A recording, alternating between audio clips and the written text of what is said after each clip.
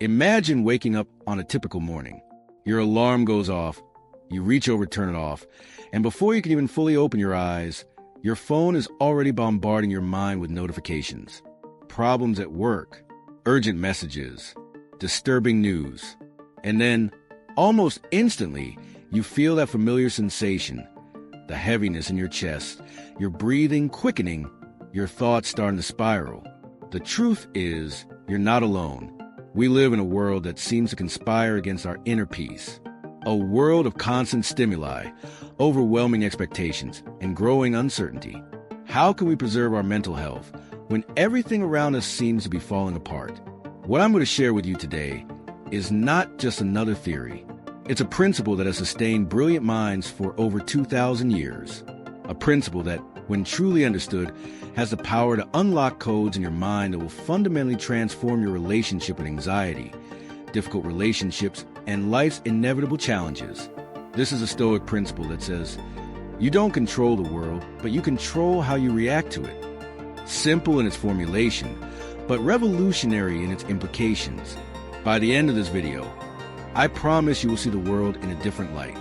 You will have practical tools to face situations that previously seemed unbearable. And most importantly, you will begin to recognize the incredible power that has always been in your hands. The power to choose your reactions. Let me share something personal.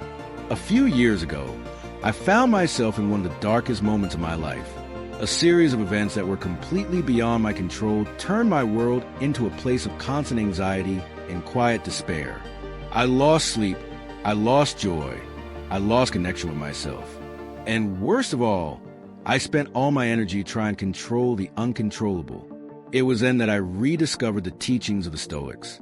Philosophers like Seneca, Epictetus, and Marcus Aurelius, men who, despite living 2 millennia ago, seemed to understand perfectly the anxieties of our modern age. What I learned from them was liberating. The more I accepted what I could not change and directed my energy toward what was within my control, my own reactions, the more peace and clarity I found. Today, we're going to explore this ancient wisdom through a modern lens. We'll look at how our thoughts shape our emotions, how we can create a vital space between stimulus and response, and how we can transform our relationship with the outside world without having to change it. Get ready for a journey of self-discovery. A journey that begins with a simple but profound distinction. What is and isn't under your control? We'll explore this fundamental dichotomy in the next chapter, which will serve as a foundation for everything that follows. This isn't just another video about ancient philosophy or stress management techniques.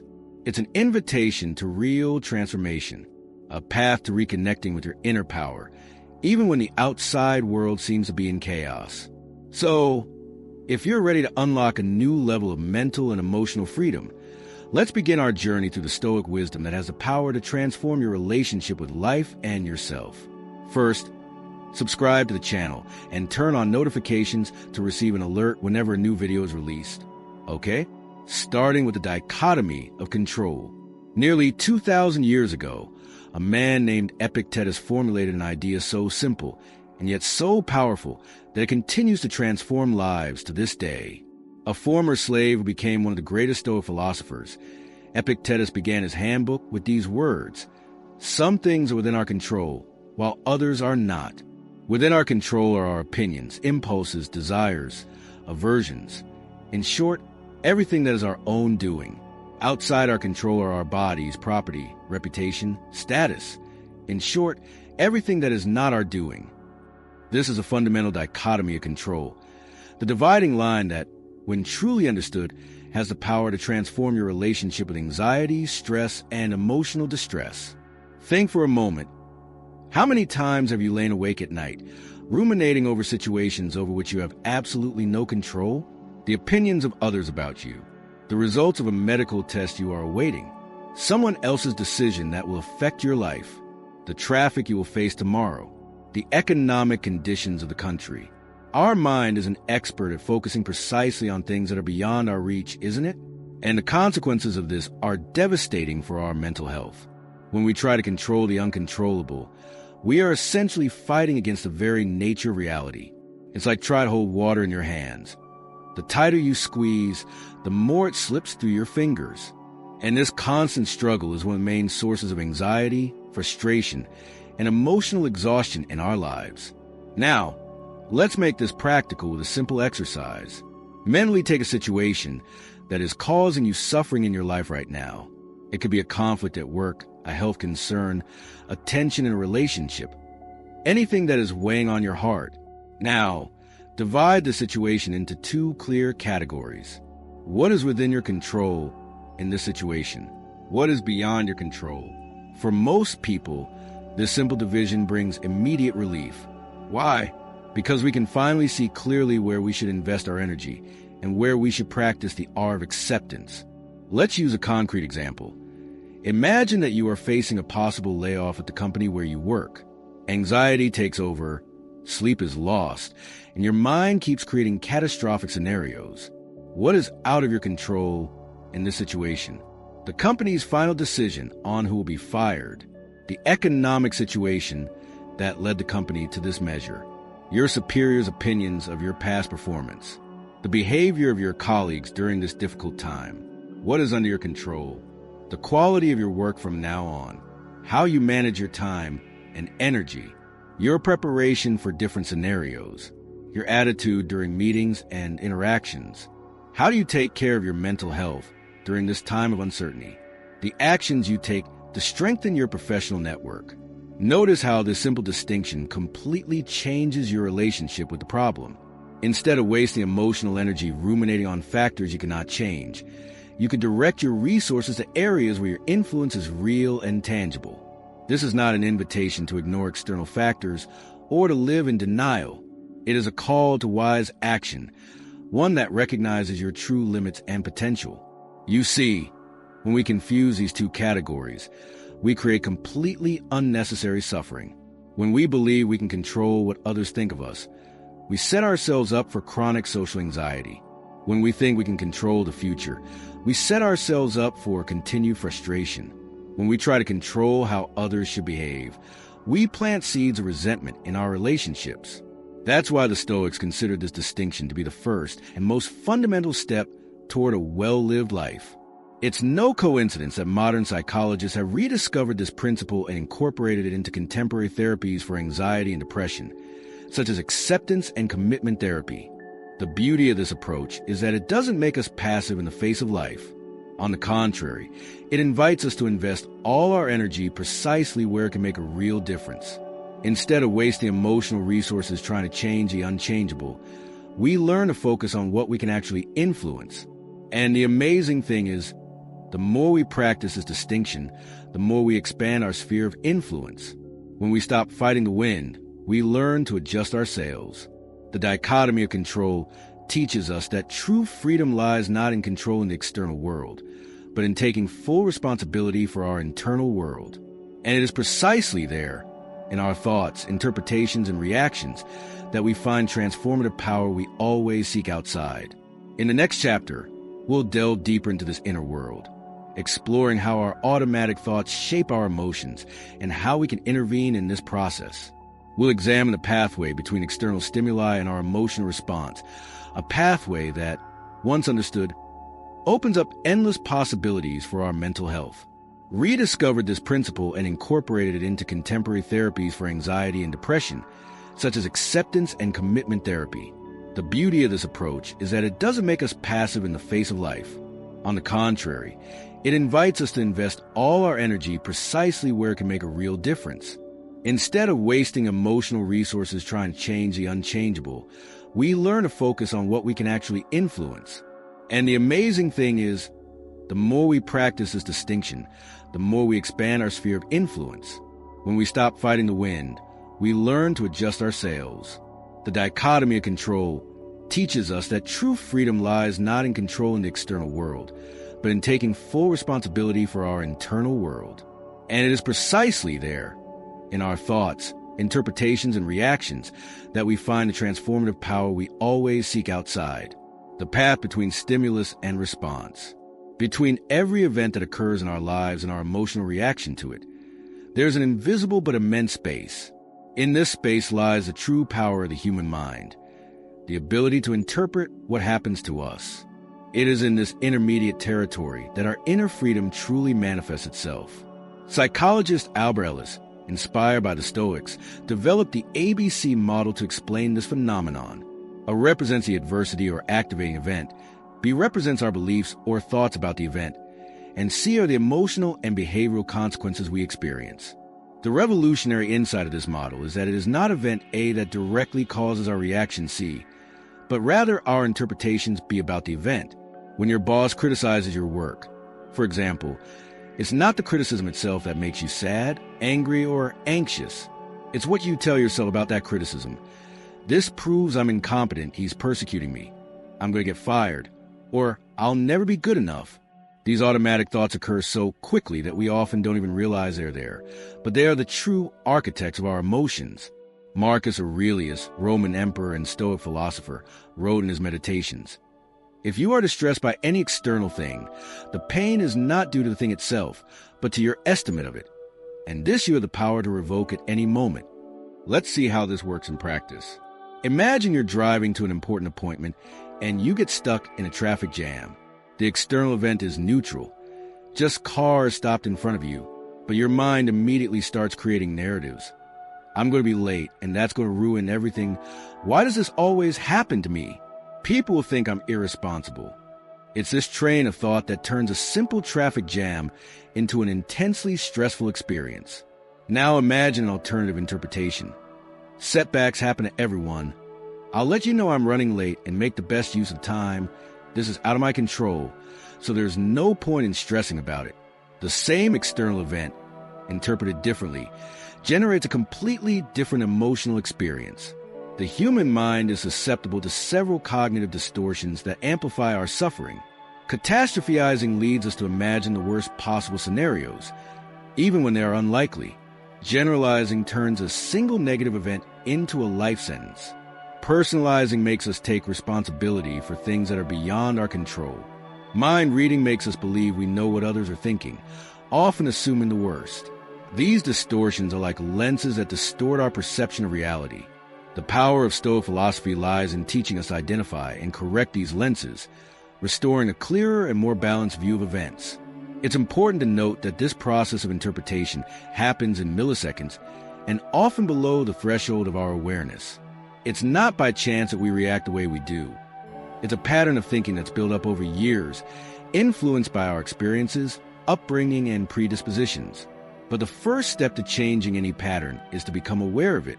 When we begin to recognize the central role our interpretations play in creating our emotions, we gain access to a powerful lever for our mental health. Instead of being held hostage by automatic reactions, we can begin to consciously choose how we interpret the events in our lives. The path between stimulus and response is a territory where our inner freedom manifests itself in its purest form. And it is precisely in this territory that we can begin to transform our experience of life, not by changing the external world, but by refining our inner world of interpretations. To begin practicing this principle, become a mindful observer of your own thoughts. When you feel an intense emotion, ask yourself, what interpretation am I making of the situation? What thoughts are generating this emotion?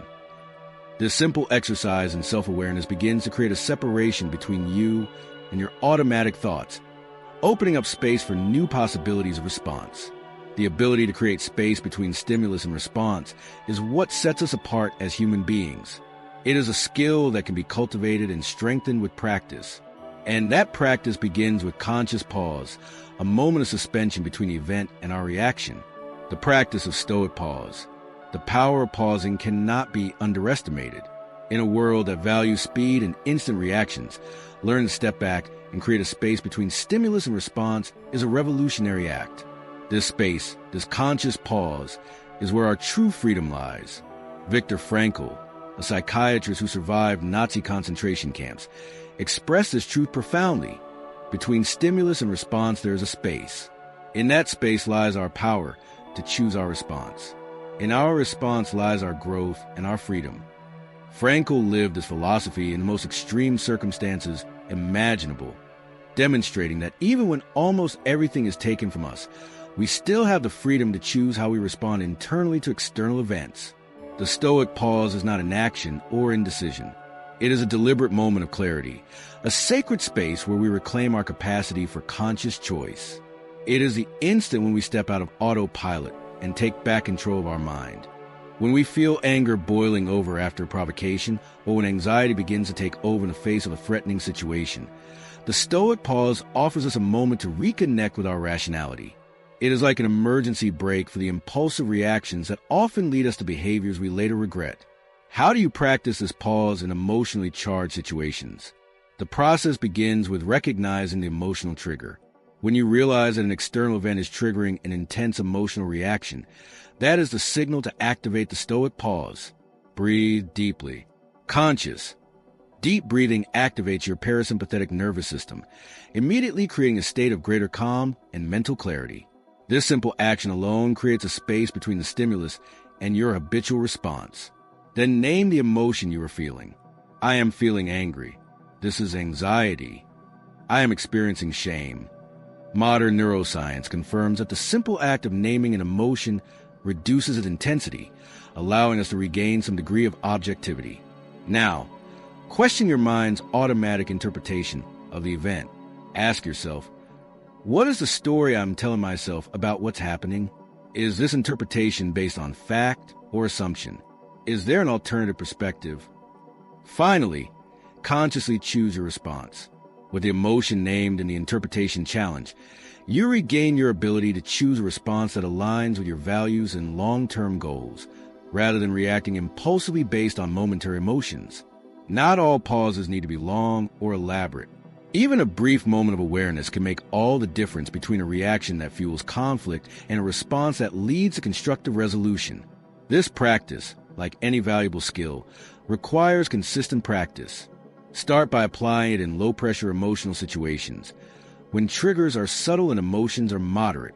As you become more proficient, you can extend this practice to address more intense triggers and more challenging emotions.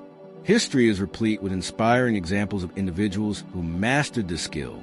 Nelson Mandela, who spent 27 years in prison for his struggle against apartheid, emerged not with a desire for revenge, but with a vision of reconciliation, demonstrating extraordinary control over his emotional reactions. Abraham Lincoln was famous for writing hot letters when he was angry, which he never sent, giving himself time to let intense emotions dissipate before responding to provocations. In the digital age, the practice of pausing becomes even more crucial. The immediacy of social media and online communication often pushes us toward instant reactions that can damage relationships and reputations. A simple habit of waiting 5 minutes before sending an angry text message can prevent the lasting consequences of a momentary reaction. To incorporate the Stoic pause into your daily life, try this simple exercise several times a day. When your phone rings or you receive a notification, do not respond immediately. Take 3 full breaths before taking any action.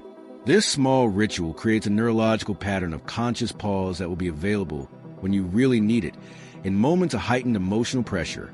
Remember that the practice of pausing is not just a technique for avoiding negative responses. It is also a way to create space for responses that are more creative, compassionate, and aligned with who you truly want to be. It is both preventative and generative. As you become more skilled at practicing the Stoic pause, you will begin to notice an interesting phenomenon.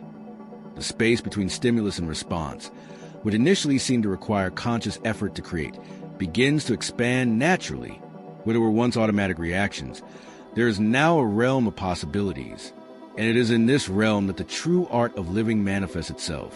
When we master the Stoic pause, we begin to realize how our own reactions fuel the cycles of anxiety that torment us so much.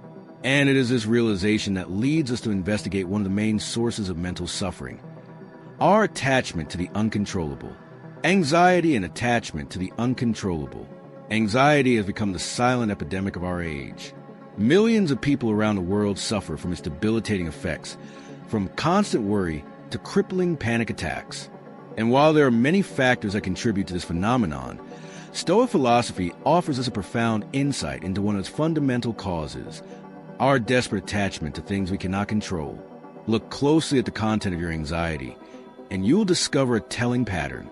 Anxiety is often fueled by concerns about things that are completely beyond our control: the uncertain future, the opinions of others, the outcomes of complex processes, other people's decisions, global events, and even the unchangeable past.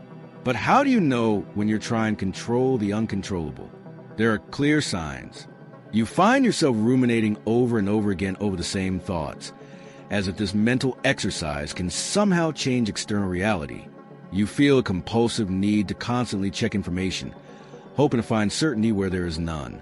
You make plans for every possible scenario, no matter how unlikely. You seek constant reassurance from others. These are all behaviors that reveal our desperate struggle to control what is beyond our reach.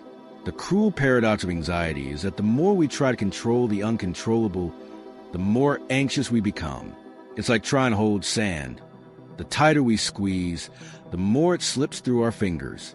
This vicious cycle not only fuels our anxiety, it also drains our mental and emotional energy, leaving us with few resources to deal with the aspects of life where we do have influence.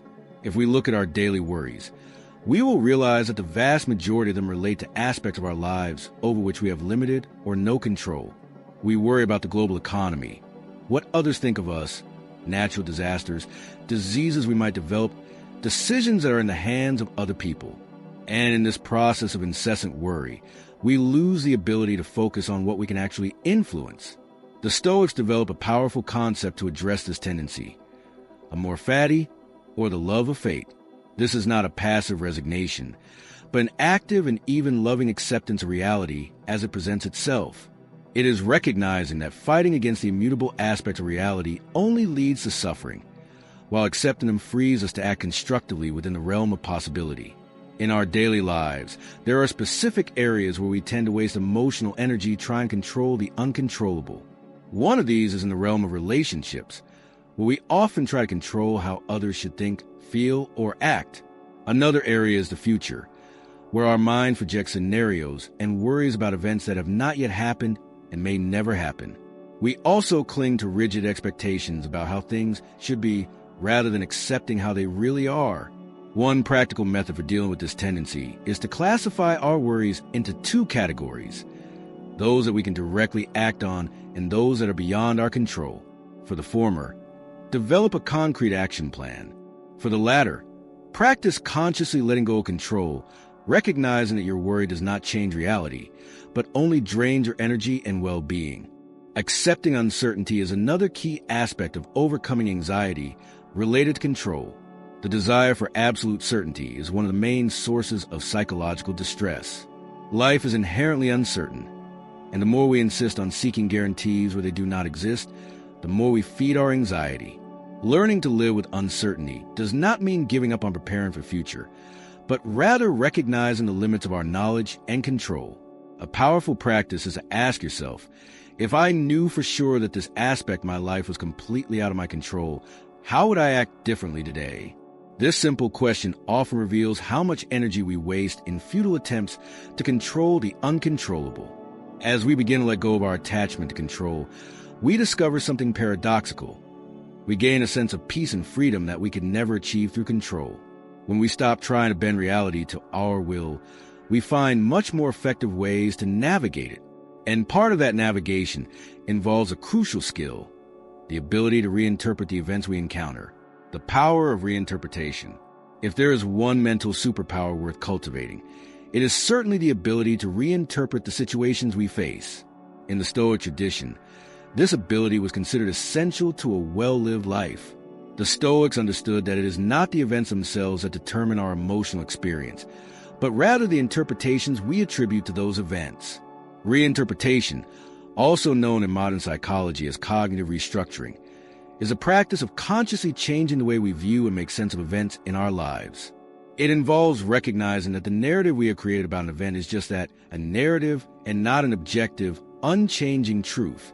When we receive criticism, for example, our automatic interpretation might be, "This proves that I am incompetent."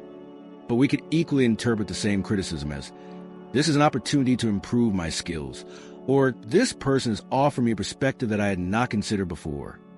The external situation remains the same, but our internal experience, and therefore our emotional response, is completely transformed by the change in interpretation. Marcus Aurelius, the Roman emperor and Stoic philosopher, regularly practiced this exercise. In his Meditations, he writes, "Withdraw your opinion from anything that seems to hurt you, and you yourself will remain unharmed." He deeply understood that our emotional pain often stems not from the events themselves, but from the opinions and judgments we form about those events.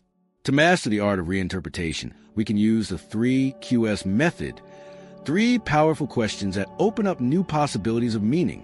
The first question is this interpretation based on facts or assumptions?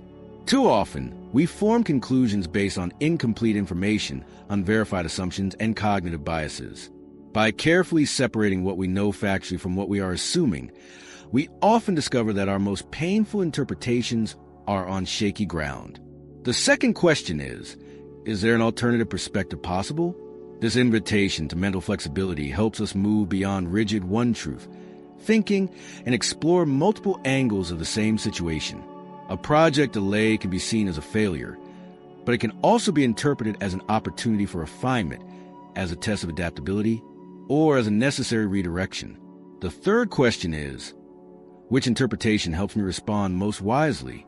Not all interpretations are equally useful, even if they are equally plausible.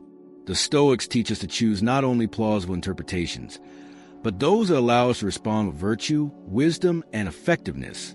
Let's look at how this process works in real-life situations. When we face social rejection, an invitation not extended, a message not responded to, a group that seems to exclude us, our automatic interpretation often gravitates toward the personal.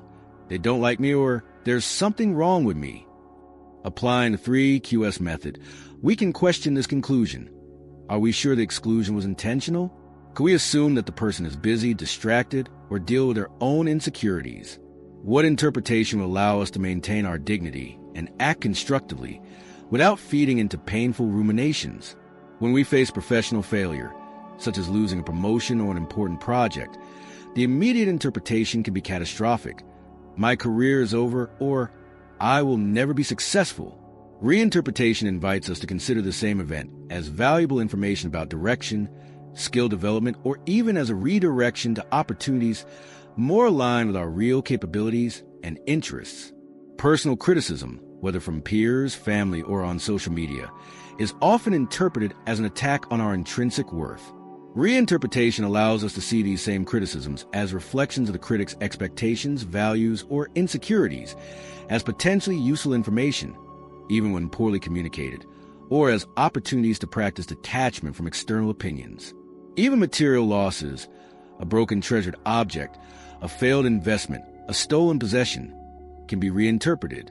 Instead of seeing them simply as unjust deprivations, we can interpret them as reminders of the natural impermanence of things, as releases from material attachment, or as redirections to what really matters in our lives. Marcus Aurelius offered himself a special reinterpretation of how to deal with difficult people. He wrote, "When you wake up in the morning, say to yourself, 'Today I will meet with people who are meddlesome, ungrateful, arrogant, dishonest, envious, and unsympathetic.' Not to cultivate cynicism, but to mentally prepare yourself and remind yourself that other people's behavior reflects their own inner struggles and not a failing of yours. This reinterpretation of other people's behavior as a reflection of their own limitations, and not as something personal against us, is profoundly liberating. Practicing reinterpretation requires consistent practice.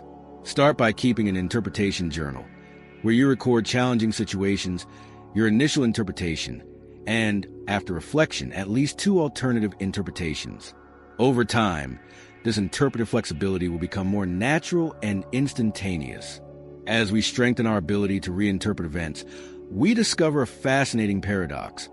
Accepting reality as it is gives us more power to change it, not less. It is this paradox of active acceptance that we will explore next. Have you subscribed to the channel? If you are enjoying it, subscribe to strengthen our support network. Active acceptance versus passive resignation. There's a profound misunderstanding of the concept of acceptance in Stoic philosophy. Many confuse acceptance with passivity, surrender, or even apathy. Nothing could be further from the truth. Stoic acceptance is not an act of weakness, but a position of extraordinary strength. To understand the fundamental difference between active acceptance and passive resignation, imagine two individuals facing a challenging medical diagnosis. The first goes into denial, rebels against reality, expends emotional energy asking why me, and resists adapting his or her lifestyle to the new conditions.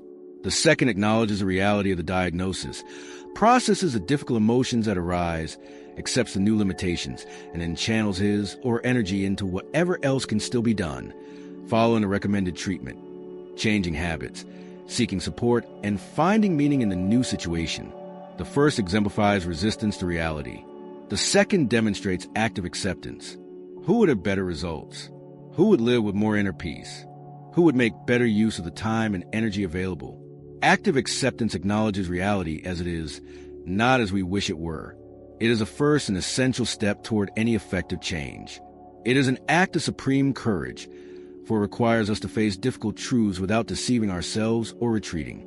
Passive resignation, on the other hand, is a giving up, an abandonment of personal responsibility, a surrender to fatalism. Seneca, one of the leading Stoic philosophers, wrote, "It is not in your power to change the winds, but it is in your power to adjust your sails." This is the essence of active acceptance. We acknowledge the forces beyond our control, the winds, and focus our energy on what we can influence, the sails. Passive resignation would simply be abandoning the ship to the mercy of the winds without making any effort to sail. Active acceptance frees us to act more effectively precisely because we do not waste energy fighting the unchangeable. When we accept the current reality, we free up psychological resources that were previously consumed by resistance, denial, or anger against what is. We can now direct these resources toward constructive action within the realm of the possible. There is a fascinating paradox at the heart of effective change. We must accept the present in order to change it. Psychologist Carl Rogers observed this phenomenon in therapy. The curious paradoxical truth is that when I accept myself as I am, then I can change. As long as we resist the current reality, we remain trapped in it.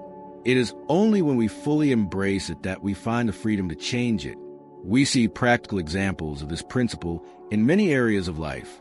In our relationships with others, active acceptance recognizes that we cannot directly change someone's personality or behavior, but we can change how we relate to them, set healthy boundaries, and communicate our needs. Resistance expends energy trying to control others. Acceptance directs that same energy toward constructive responses. At work, active acceptance acknowledges the real limitations of the work situation, the personalities of colleagues, and the policies of the organization, and within those conditions seeks areas of influence and growth. Passive resignation merely complains about circumstances without trying to improve them. Resistance wastes energy fighting against unchanging organizational realities. In health, active acceptance acknowledges physical limitations, chronic conditions, or the natural aging process without letting these realities completely define what is possible. It works with the body as it is, not as we would like it to be. Resignation gives up on any possible improvement. Resistance wastes energy denying bodily reality. When it comes to our own personal limitations, active acceptance acknowledges our vulnerabilities, patterns, and tendencies without defining ourselves entirely by them. It accepts the starting point as it is, and then works constructively from there. Resignation uses limitations as an excuse not to try. Resistance wastes energy in unproductive self-criticism. To cultivate active acceptance in your life, try the simple exercise. At the beginning of each day, ask yourself, what in this situation do I need to accept as is, and what can I effectively transform? This conscious differentiation creates clarity and directs your energy to where it can have real impact. Wisdom lies in knowing what can and cannot be changed. The famous Serenity prayer sums up this principle perfectly. Grant me the serenity to accept the things I cannot change, the courage to change the things I can, and the wisdom to know the difference. Remember, acceptance is not a passive stance toward life, but the most solid foundation for effective action. It is the lucid recognition of the limits of our agency and, paradoxically, the expansion of our true power of transformation. By practicing active acceptance, we begin to develop a quality essential for navigating life's turbulent waters: resilience. And one of the most powerful ways to cultivate this resilience is through the Stoic practice of premeditation of evil. Developing resilience through premeditation of evils.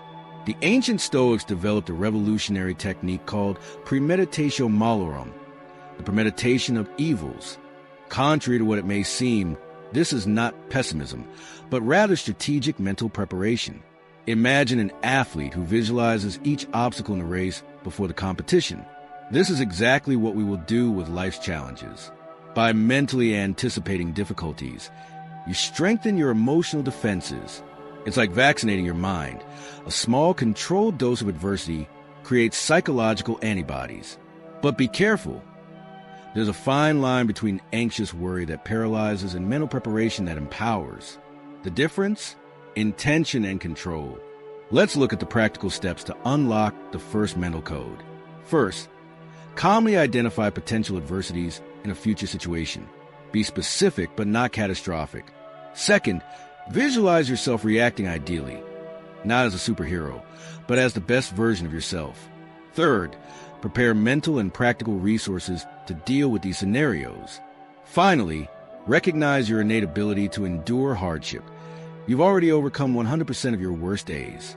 Many leaders throughout history have mastered this technique. Nelson Mandela visualized how he would react to years of imprisonment before he even faced them. NASA astronauts spend hours simulating catastrophic failures to prepare themselves emotionally. The technique has even been incorporated into modern therapies, such as CBT for treating phobias. This exercise strengthens a resilience muscle without fueling anxiety, because we are not fixating on the problem, but on our ability to respond. It is like emergency training. We feel safe precisely because we are prepared. Let's practice together. Imagine that tomorrow you need to have a difficult conversation. Visualize the person reacting negatively. Briefly feel the discomfort. Now visualize yourself breathing deeply, maintaining mental clarity and responding wisely. This simple practice is already rewiring your neural circuits. Applications in relationships. Relationships are the great laboratory for testing our emotional control. It is in human interactions that we discover how much we have really progressed. Let's unlock one more mindset. In any social interaction, the only variable we can control with 100% certainty is our own responses. The words, expression, and actions of others exist beyond our direct control. This simple change of perspective revolutionizes how we relate to each other. Let's look at the practical techniques. To respond rather than react to provocations, establish the sacred interval. Those precious 3 seconds between the stimulus and your response where all your freedom resides. When you feel your emotions rising, take a breath and ask, does this reaction bring me closer to who I want to be? To handle criticism constructively, separate the helpful content from the emotional content. Thank them for the feedback, even if it wasn't delivered ideally. Remember, criticism is rarely 100% about you. It often reveals more about the critic. To manage expectations of others, practice what the Stoics called love of fate, accepting people as they are, not as we wish them to be. This doesn't mean tolerating abuse, but recognizing that trying to change others creates unnecessary suffering. To communicate needs without placing blame, use I language instead of you. I feel ignored when I speak up has a completely different impact than you always ignore me. The 3 poisons that destroy relationships are precisely those that Stoic philosophy combats. Unrealistic expectations, wanting the impossible, attempt to control, wanting to change the uncontrollable, and personalization, interpreting other people's behavior as personal attacks. Epictetus' circle of concern concept teaches us to focus only on what we can directly influence. In relationships, this means focusing energy on our own actions and interpretations, not those of others. Consider this case. Mary and John had frequent arguments about punctuality. When John was late, Mary reacted with pent-up anger from previous delays. By applying the principle of response control, Mary realized that she could choose to interpret delays as disrespect or simply as a characteristic of John.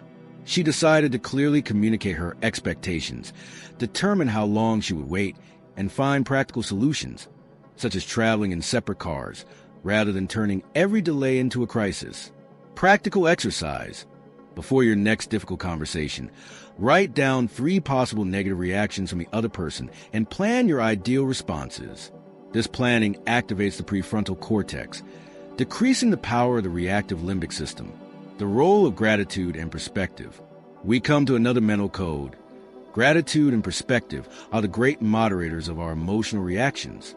Marcus Aurelius, the Roman emperor and Stoic philosopher, regularly practiced what he called viewing from above, imagining himself looking down on his problems from space, seeing the earth as a tiny blood. Suddenly, a heated argument with a colleague seems insignificant in the vastness of the universe. When thwarted, there is a sequence of gratitude practices that can completely transform your emotional experience. The could be worse. Exercise involves imagining worst-case scenarios related to situation. Was your flight delayed? At least it wasn't canceled. Was your project criticized? At least you have the opportunity to improve it. Practicing, that's just the way it is, connects us with the inevitable nature of certain situations. Lines exist. People disagree. Plans fail. Recognizing that some setbacks are a normal part of existence frees us from useless resistance. Contemplating impermanence reminds us that everything passes, both suffering and joy. This helps us not to overinvest emotionally in temporary situations. 2 time perspective questions can instantly reshape your reactions. Will this matter a year from now? And how will I view this on my deathbed? Most of our emotional turmoil simply evaporates in the face of these questions. Neuroscience studies show that gratitude activates the neurotransmitter dopamine, reduces cortisol, the stress hormone, and strengthens neural connections associated with emotional regulation. In other words, gratitude literally rewires your brain for greater resilience. Exercise. Keep a reverse gratitude journal for a week. Every time something goes against you, force yourself to find 3 positive aspects or lessons in the situation. This counterintuitive exercise trains your brain to find value even in adversity, creating conscious response habits. We have reached the last mental code that we will unlock today, transforming the control of reactions into an automatic habit. Because it is not enough to know these techniques. We need to incorporate them into our mental programming. Neuroplasticity teaches us that the brain reconfigures itself through consistent repetition. Let's establish 3 daily moments to train this new skill. The morning check. Spend 5 minutes upon waking to visualize the challenges that lie ahead for the day and how you will ideally respond to them. This mental preparation activates the prefrontal cortex, which is responsible for intentional behavior. The mindful break. Create 30-second mini breaks throughout the day, before important meetings, after reading a stressful email, or whenever you feel intense emotions. Breathe. Reconnect with your center and consciously choose your next action. The nightly checkup. Before you go to sleep, review your reactions from the day. Celebrate the victories where you responded wisely and learn from the moments where automatic reactions prevailed. No judgment, just observation and learning. Start by applying these techniques to simple situations. An annoying comment, a minor setback. As your mindful response muscle grows stronger, you'll naturally begin to apply them to larger challenges. Patience with yourself is essential. Like any valuable skill, controlling your reactions requires consistent practice.